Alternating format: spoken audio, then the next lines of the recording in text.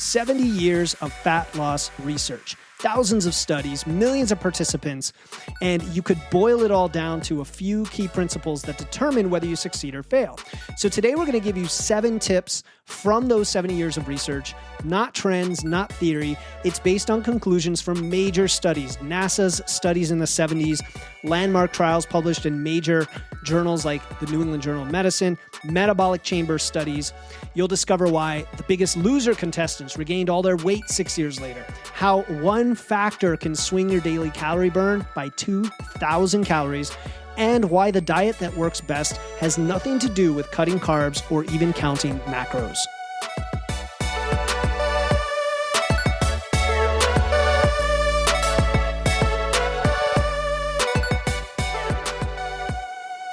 Welcome to Wits and Weights, the show that helps you build a strong, healthy physique using evidence, engineering, and efficiency. I'm your host, certified nutrition coach Philip Pape, and today we're going to cut through 7 decades of research to bring you the only fat loss strategies that really rise to the top, that actually matter.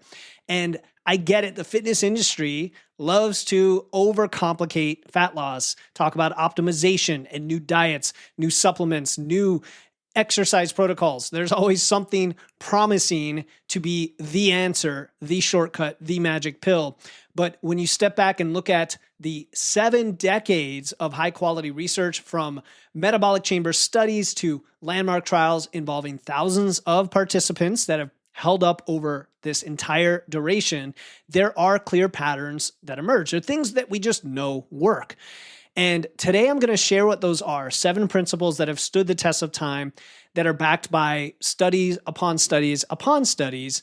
And as much as science can never be perfect, we can never fully prove things, there are things we just know that work, because at any level of the evidence, from scientific research to coaching practice to anecdote to individual experimentation, we know that these things go far beyond hypothesis, opinion, theory. They are as close as we could get to what we call facts or truth that are derived from investigating the key questions around fat loss.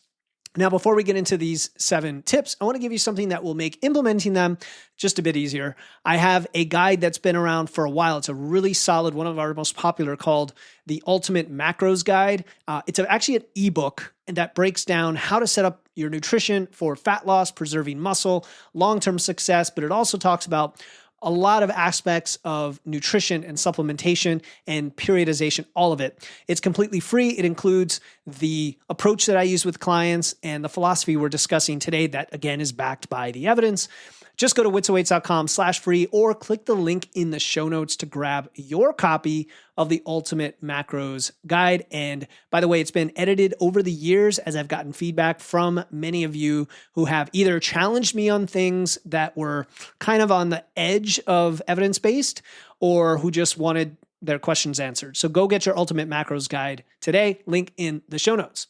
All right, so 7 tips from 70 years of research. I'm going to give you the science, the practical application, and then most importantly, why this matters for your results. So let's start with principle number 1, or tip number 1. A calorie deficit is non-negotiable. Now let's talk about the elephant in the room, right? Energy balance, calorie deficits.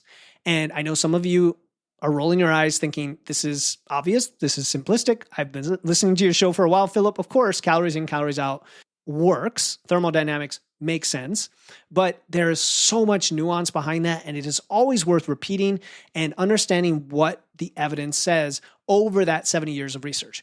So the science behind this was first quantified using metabolic chamber studies in the mid-20th century. If anybody is as old as me, they've been around since that time. I was born in 1980, just for reference. Now we're talking about metabolic chambers are controlled environments, and researchers are able to measure what is eaten, every calorie that's consumed and burned. They use all sorts of equipment to figure this out. And the first law of thermodynamics, you probably heard about it before from physics. It is the principle of the universe that energy cannot be created or destroyed. It can only be transferred. And that's really important to understand, because we still have to validate that when it comes to human beings and our food consumption, our energy.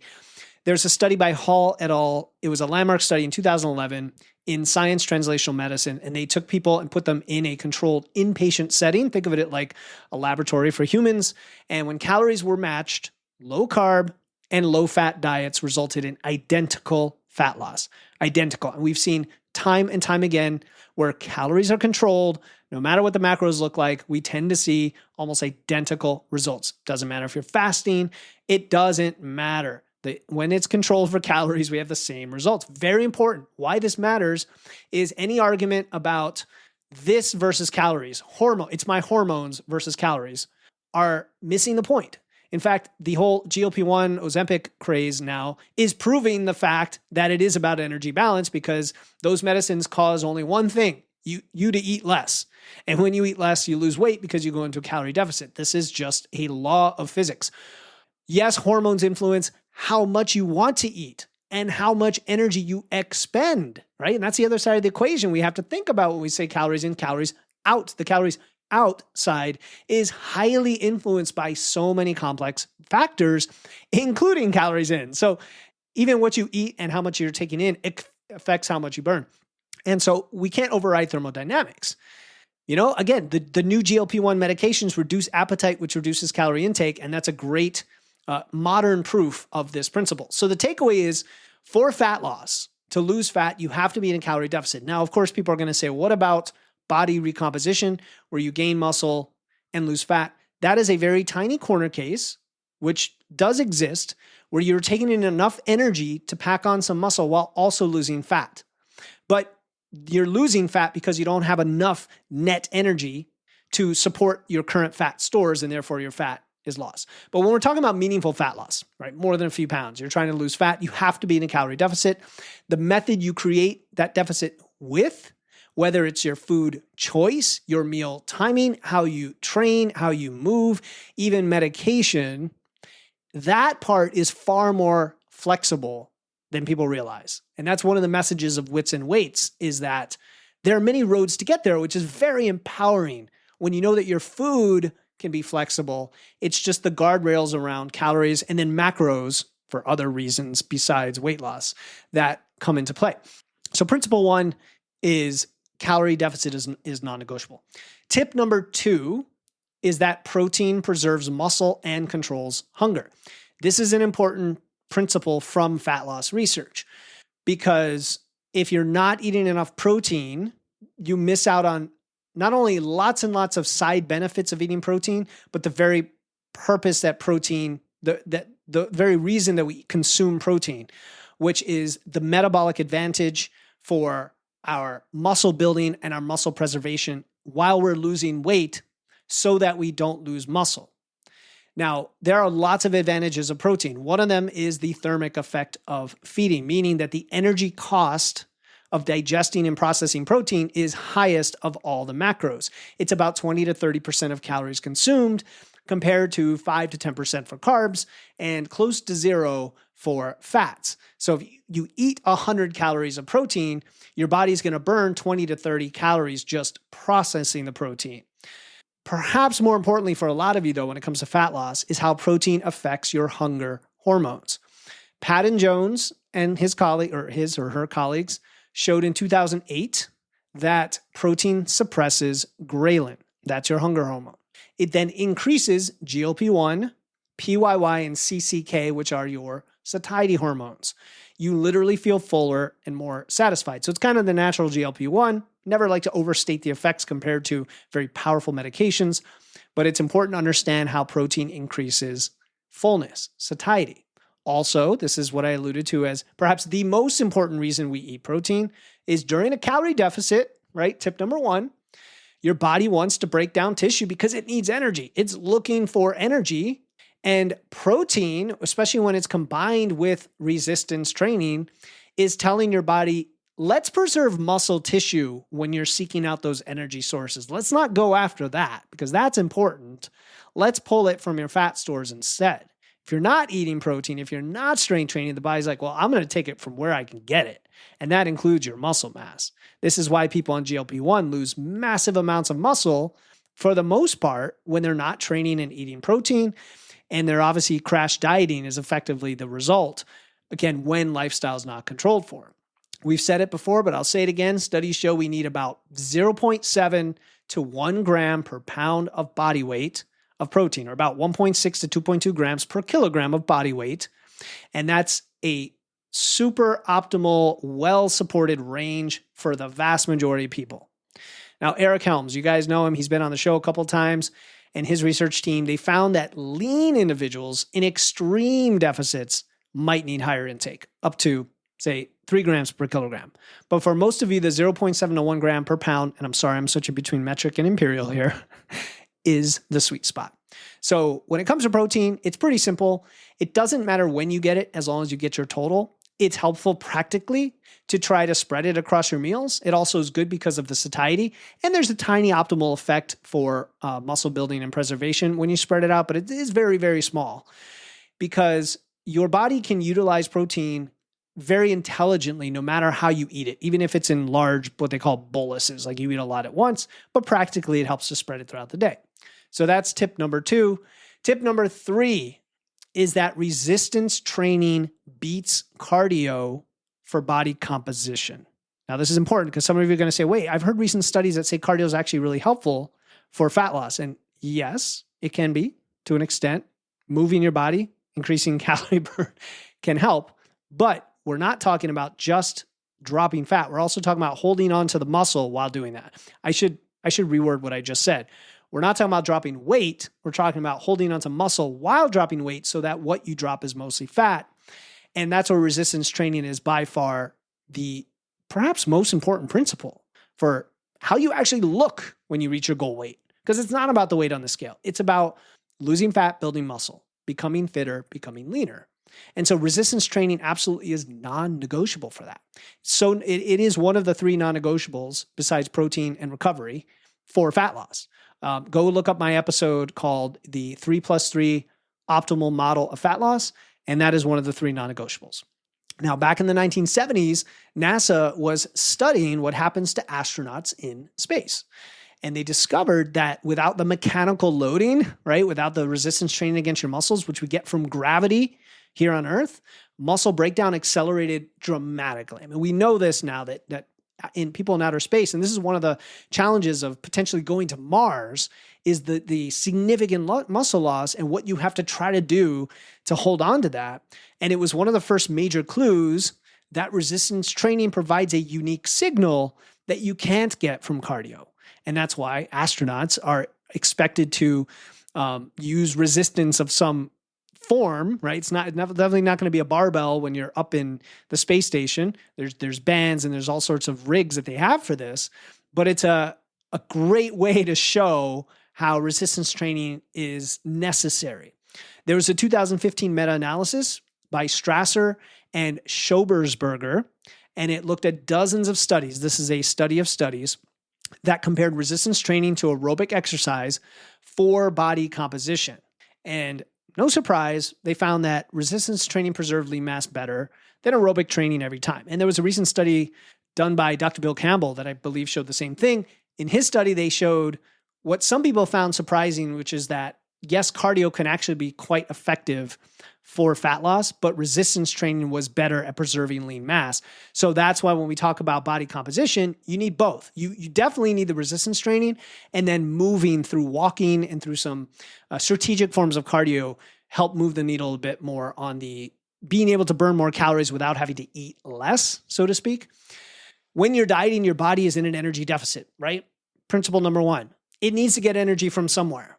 And weightlifting or lifting weights training sends what we call an anabolic signal. Anabolic means build.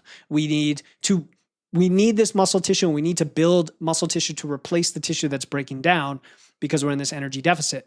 Without that signal, your body happily breaks down the muscle for energy because muscle is metabolically expensive to maintain. And you don't need to live in the gym. You don't. You can train as little as 2, and even some approaches you can get away with once a week. But for most people, it's going to be 3 to 4. For older individuals, let's say over in their 60s, 70s, sometimes I see 2 being more effective because of recovery. But for most of you, it's going to be 3 to 4 sessions per week, focused on the big movement patterns: squatting, deadlifting, pressing, rowing, pulling, right?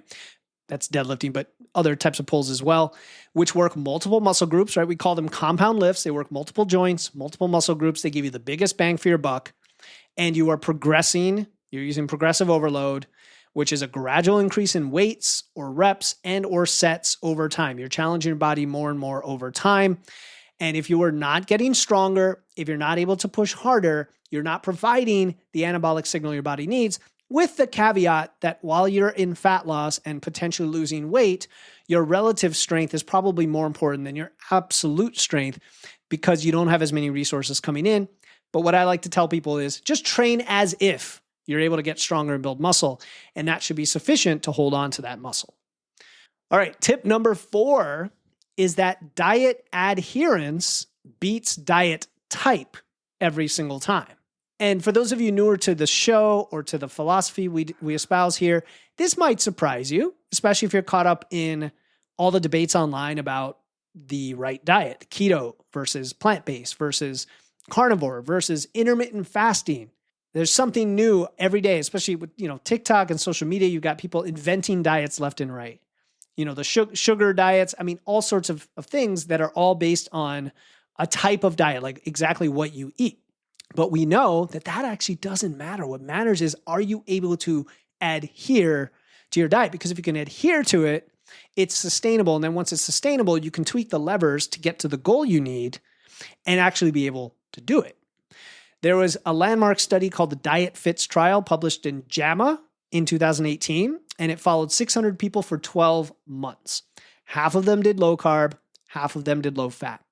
Guess what? No significant difference in weight loss. I alluded to this in principle 1, tip number 1 about a calorie deficit. No difference. The A to Z trial did something similar. They compared Atkins, Zone, Ornish, and Learn. Same results. No meaningful difference when you look at the big picture and control for calories. The SAC study in the New England Journal of Medicine tested different combinations of macros of protein, fats, and carbs. So it wasn't really about the food specifically, just different macros. Again, no significant difference in fat loss when calories were controlled. Okay. And you might say, well, wait, what about you talk about protein and this and that? Again, we're talking about what moves the needle versus what's optimal. Yes, you need a sufficient amount of protein, but you don't need massive amounts of protein. Most people are getting too little protein. But when calories are controlled, that alone is going to have the biggest lever when it comes to the rate of weight loss. So what actually matters? Well, it's adherence. Can you adhere? The diet that works is the one you can stick to without feeling deprived or feeling restricted. These elegant, scientifically designed diets, the ones in the beautifully polished books on the shelf or on Amazon or whatever, your Kindle, they're all worthless if you can't follow them. Now, if you can follow them, they can be very helpful tools. They really can be. I'm not arguing that. I'm not arguing that a well-prescribed set of foods and meal plans and recipes that give you some structure and direction that you can stick to because you enjoy it, I'm not arguing that can't also be successful for you because of the adherence factor. In fact, I was on paleo for years, and part of the reason I was able to stick to it so long is it was flexible enough to have all the foods I enjoyed. It had meats, vegetables, fruits, It just didn't have grains. It had other forms of carbs, right? Fruits, and it had, there was no dairy in there, but it depends on the version of paleo you follow. But anyway, I was able to eat a lot of variety of foods, and there were a bunch of great recipes that I would make. And so I was okay with it. Compared to how I eat now, it wasn't nearly as flexible as how I eat now, because now I can enjoy just about any food, which is awesome. And so this should be liberating. That's my point. You don't have to cut out entire food groups. You don't have to eat foods you hate, and you can eat foods you love. And you can build your fat loss plan around those and around your cultural preferences, your family, your schedule, your lifestyle, your vacations, your travel, all the things that life has for us that are amazing. A lot of them are around food. Just quick reminder, because I don't want to get too off track here, but if you're finding value in these fat loss principles, I want you to grab my Ultimate Macros Guide. Go ahead and pause the episode, go to witsandweights.com/free, or click the link in the show notes. You're going to see a lot of these philosophies put out into practice, explained in actual step-by-steps of what to do. It's going to help you implement what we're covering today, so you might want to follow along. Go grab the Ultimate Macros Guide, click the link in the show notes, or go to witsandweights.com/free. All right. Tip number 5, neat. NEAT. I'm going to explain what that is. NEAT. And I'm not saying NEAT for those of you who are Monty Python fans. NEAT can make or break your deficit. What is NEAT? NEAT stands for non-exercise activity thermogenesis. It is a component of your metabolism, and I still believe it is the most underestimated factor in fat loss success. There is research by James Levin published in Science in 1999, and I love this study. I love this study because it's eye-opening. It showed that NEAT can vary your non-exercise activity thermogenesis, how many calories you burn from non-structured activity throughout the day, can vary by up to 2,000 calories per day between individuals of the same size. And it seems unbelievable, right? It sounds like a massive number because some of you are saying, well, I burn 2,000 calories. How is this possible? Because that's the difference between, maintaining your weight and losing 2 pounds a week, for example, or whatever the math comes out to be. NEAT. So what does NEAT include? It includes everything that's not structured exercise or training. So it includes, yes, walking. Some people argue that, but it does include walking. It's fidgeting, conscious or otherwise. It's standing. It's doing chores. It's even how much you move your hands when you talk, like I'm doing right now on video if you're watching the YouTube. So it's all your spontaneous movement throughout your day. And yes, even walking, which is not always spontaneous. Sometimes it is, sometimes it isn't. And I'll say the insidious thing when you are restricting calories and you're trying to lose fat is that your body then does a double whammo and subconsciously reduces your NEAT to conserve the energy that you're depriving it of. Right? People don't realize that, I'm in a fat loss phase. The weight should start flying off. And all of a sudden I'm hitting this plateau. And it could be because you're not moving as much in all these different ways. Rosenbaum and Liebel's research from 2010 show that during weight loss, your body implements what is called adaptive thermogenesis. Okay. And I'm just mentioning one study that refers to this term in the last 15 years. This is a concept we've known about for a long time. It is the idea that your metabolism, your daily energy expenditure drops because of the unconscious reduction in your movement. That's what it is. There are other reasons your metabolism drops during fat loss. One of those being that you're losing weight and you weigh less, and the other being the hormone downregulation. But the fact that you're simply moving less due to your NEAT dropping, and much of it is unconscious, is also a significant factor, and you might not realize it's happening. You might take the elevator instead of the stairs. You might sit more. You might fidget less. You might walk slower. And the tiny changes then add up. They accumulate up to hundreds of calories a day, potentially, right? And so I think the solution is awareness of these things and tracking things like step count, right? I think step count is a great proxy because all these things I just mentioned generally are reflected in your steps. And so if you notice your steps go from 8,000 a day to 7,000 a day, yeah, maybe it's only 1,000 steps, but on average, you're now making yourself a little bit harder to lose fat. And if you could aim for around 7 to 9 or 10,000 steps a day, 10,000 has always been touted in popular media, but it's a good number. It's a good round number to remember. I always encourage clients to go for 10 to 12,000 if they can, really hit that 12,000 mark, because that extra 2,000 calories or steps a day, which is like a mile, can make a difference, just the right amount of difference between continuing with your dieting phase and feeling fine versus feeling like you're too hungry and not eating enough, right? It's finding that threshold and letting your little bit of extra steps and movement push you up into that higher regime where you could eat just a little more and still lose at the same rate. And so if you're tracking your steps, that's great, but then you could also trigger yourself to change your behavior. Walking after meals is awesome. Love it. It's great for blood sugar, right? It's great for recovery, insulin sensitivity, all that great stuff. It's one of the best times to walk if you're going to pick a time. Using a standing desk, pacing during phone calls, all the fun hacks, and just remind yourself to do it. Set reminders, set yourself calendar notices, things like that. The goal is really just to maintain or increase your movement when you're in a calorie deficit. So if you're able to do this ahead of time before you go into your fat loss phase and hey, I'm getting 7,000 steps a day, I definitely don't want to drop when I go into a deficit. If anything, I want to try to ramp it up a bit. So that's tip number 5 is NEAT and what a huge factor it can have in your metabolism. Now, just to caveat the 2,000 calories, I believe that difference was between sedentary people and then the most active jobs you can imagine, right? Construction or what have you. And so realistically, we're not expecting you to increase your metabolism by that much. You're going to be probably somewhere in the middle, and you can bump it up by a few hundred calories is the way I would frame this. All right, tip number 6 out of 7 from 70 years of research is that muscle mass is an insurance policy for fat loss, right? Now, we all love muscle for how it looks. We love it for its strength and function, but it also is a huge metabolic insurance policy. I've talked before about how the fitness industry overplays the fact that muscle is an expensive tissue and it burns a bunch of calories, because it does, but it doesn't. It burns calories, but it's like 6 to at most 9 calories per day for each pound. Now, if you have an extra 10 pounds of muscle, that's up to 90 pounds a day.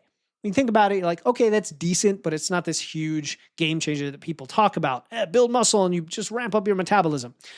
But muscle does so much more that then downstream actually does increase your metabolism and make a lot of things easier. For example, your muscle is a huge sink for glucose. It improves glucose disposal. And that means that you can handle carbs better. And I mean better by a mile, by infinitely better, to where you can consume massive amounts of carbs and make them go to good use. And you open up the flexibility in your diet as well, and all the other benefits that come along with carbs, like reduced stress, better nervous system, more anti-catabolism where you hold on to protein or you hold on to muscle tissue, like just so many benefits.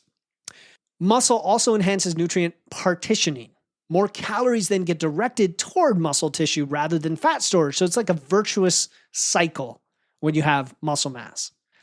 And of course, it provides a huge buffer against sarcopenia as you age. By definition, sarcopenia is the loss of muscle mass, and that is the root of many of the age-related problems, diseases, frailty, injury, and ultimately pharmacology, which is being on multiple medications, and death. And I don't mean that to sound dire, and yet it is. I'm a huge advocate of a muscle-centric approach to all of this. Yes, we need to manage our body weight for sure, and our body fat, but muscle's part of that equation, so we might as well also try to maximize that. Now, there's a lesson we can take from bodybuilding.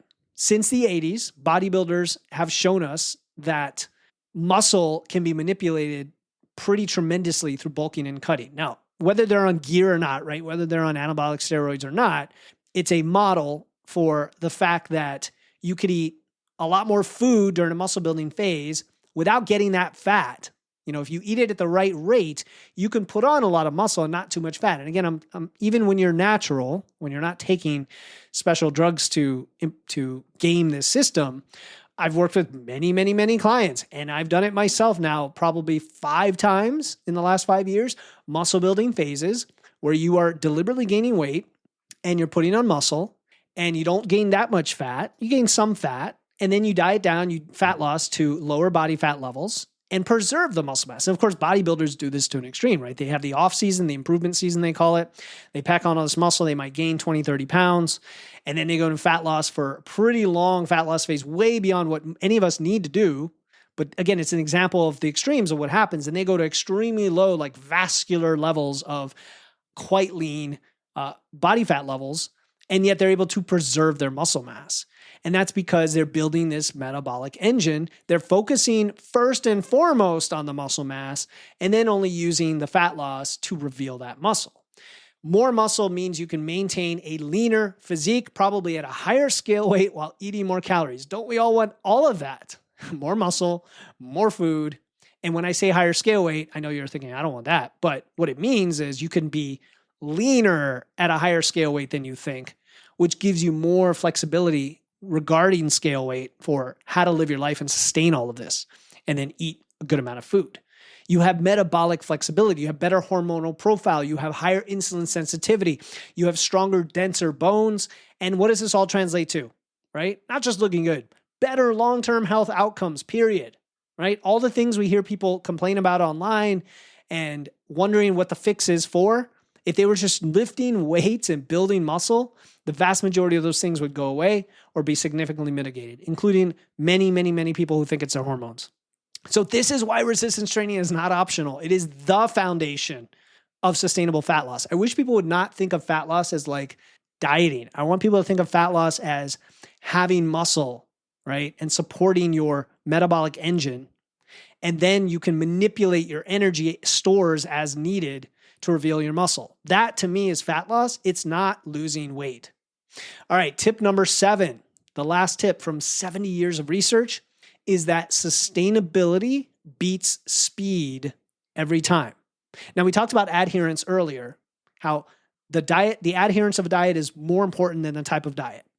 Well, this is related in a way, but it's also related to the concept of quick fixes and impatience in our modern world and the way things are marketed. And it might be the most important one for your long-term success.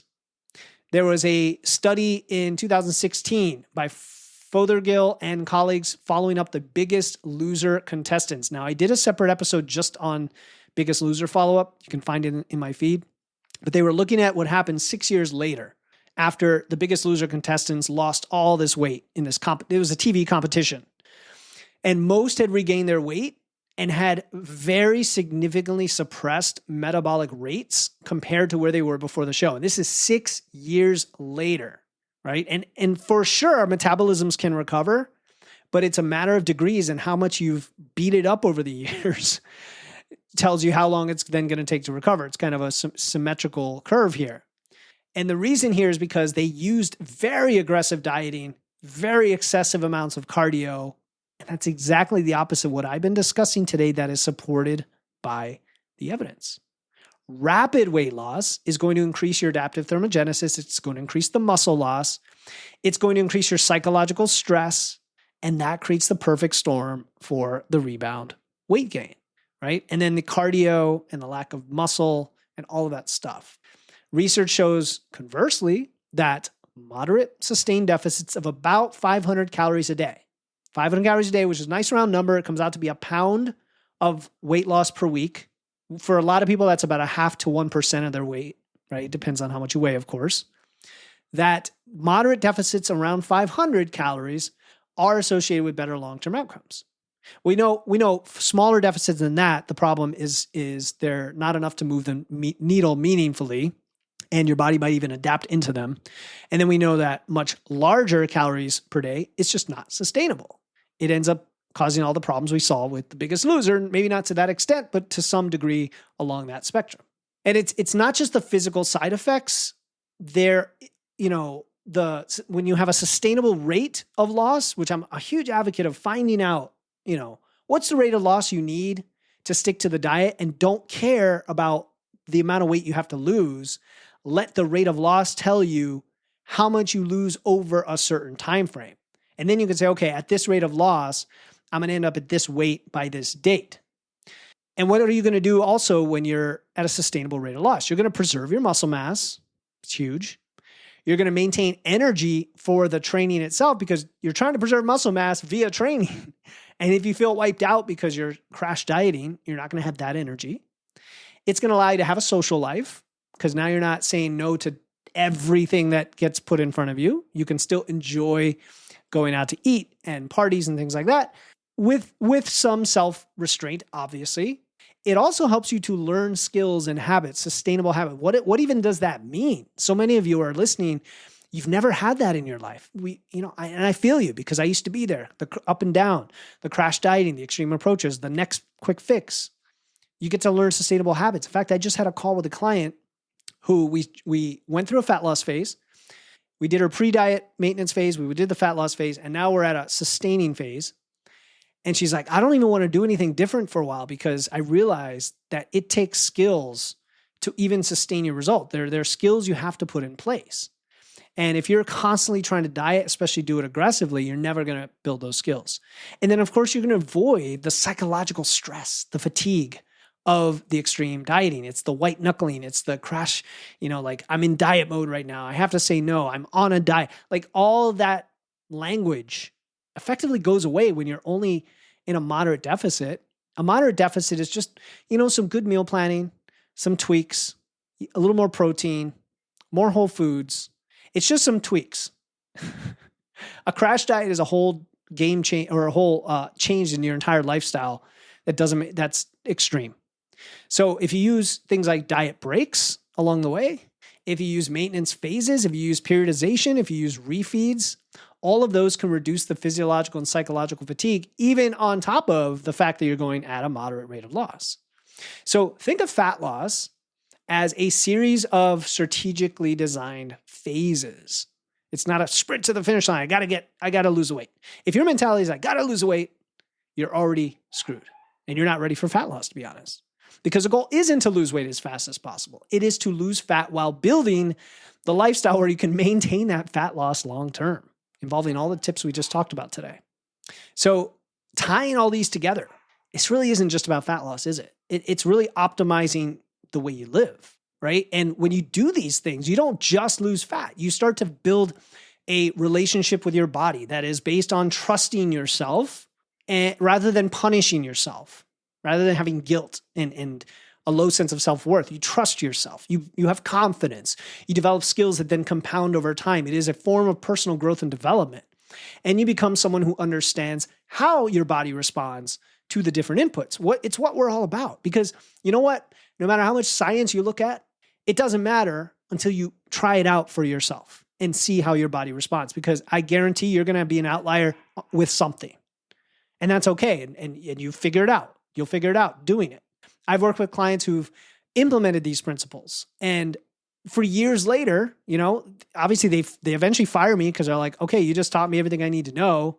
Not everything. A lot of them come back because there's next levels of knowledge here in optimization. But still, they have a confidence and a freedom that they can go forward and maintain the results and continue to improve. They may have come to me listening to the podcast, understanding the science, and still not quite getting how to make that work for them. And when you put all these principles into place, the sustainability, along with, yes, the calorie deficit and the training, the protein and the adherence, all of it, doing it at a reasonable rate of loss, etc., then you become physically and mentally stronger. You become more confident, and you have sort of a toolkit for your life that's going to carry you forward forever. And remember, the research we've covered today, I deliberately wanted to go back as far as I could and say, how long have we been looking at fat loss? And it's like anywhere from 5 to 7 decades. It's thousands of studies, millions of participants. It's decades of human experimentation, but it's more of a roadmap than anything. It's a starting point. Yes, you're going to become strong, you become lean, you're going to become healthy. That is what it's all about. But you've got to try these things for yourself. And the big irony with all of this, with everything that we talk about all the time on Wits and Weights, is if you focus on sustainability and principles instead of the next quick thing, you're probably going to achieve your goal faster, right? Because you're not constantly failing and starting over. So there you have it. All right, 7 tips backed by 70 years of research. Your calorie deficit is non-negotiable, but how you create it is very flexible. Protein is your secret weapon for preserving muscle and controlling your appetite. Resistance training is going to beat cardio for body composition every time. Diet adherence is going to matter more than diet type. NEAT can make or break your results. That's your movement.